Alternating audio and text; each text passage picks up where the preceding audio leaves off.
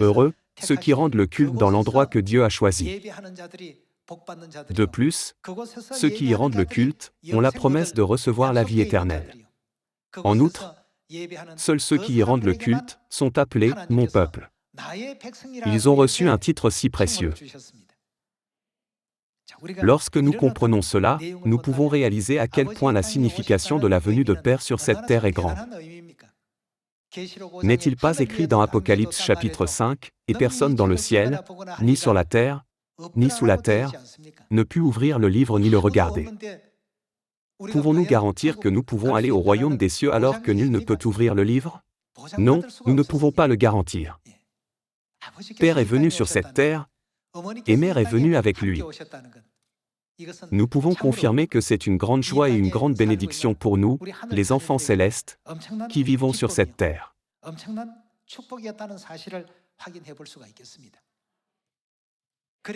C'est pourquoi les enfants de Dieu, la race élue, ont pu venir dans son lieu choisi et rendre le culte selon sa volonté choisie.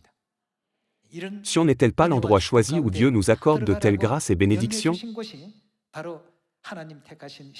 Ouvrons la prophétie dans Jérémie chapitre 4.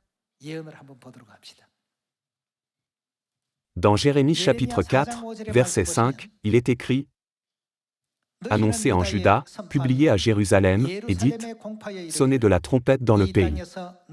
Criez à pleine voix, et dites: Que devons-nous faire? Rassemblez-vous, et allons dans les villes fortes. Il est dit: Rassemblez-vous. La Bible nous dit clairement où nous rassembler. D'après le verset 6, où devons-nous aller? Élevez une bannière vers Sion. Fuyez. Ne vous arrêtez pas. Nous devons fuir vers Sion pour nous protéger. Car je fais venir du septentrion le malheur et un grand désastre. Qu'est-ce que Dieu nous enseigne sur le lieu qu'il a choisi? Où est l'endroit choisi par Dieu où les enfants de Dieu doivent entrer? C'est Sion. Dieu ne promet-il pas d'accorder le salut à ceux qui entrent à Sion? Voyons Ésaïe chapitre 46. Dans Ésaïe chapitre 46, verset 11, il est écrit: C'est moi qui appelle de l'Orient un oiseau de proie, d'une terre lointaine un homme pour accomplir mes desseins. Je l'ai dit, et je le réaliserai. Je l'ai conçu, et je l'exécuterai.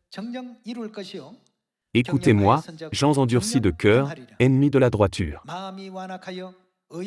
Je fais approcher ma justice, elle n'est pas loin, et mon salut, il ne tardera pas. Je mettrai le salut. Où Dieu mettra-t-il le salut? En Sion, et ma gloire sur Israël.